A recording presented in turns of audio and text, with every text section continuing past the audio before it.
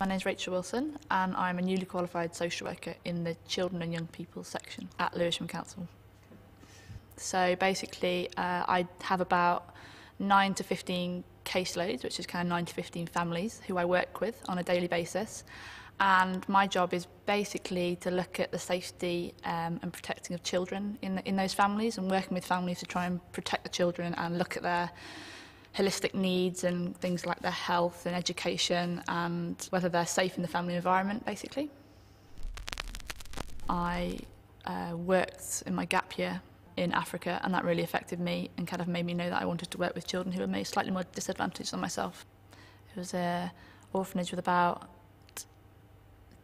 150 children who'd been orphaned through AIDS, and we basically provided them with a home.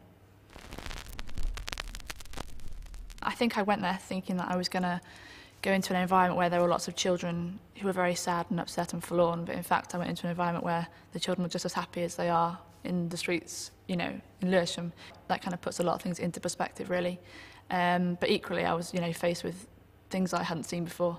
Children obviously with terminal diseases and dealing with the issues that come with that and the loss that comes with that as well, things that I'd never dealt with in my life.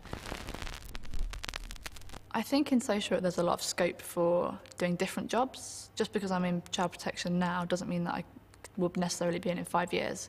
In social work, because you have a generic, so kind of an overall qualification, I can do anything in social work at all. I could go into adoption or elderly care or mental health or youth offending. And it's very easy to kind of swap into different jobs, which is kind of quite exciting and quite interesting for the future, really.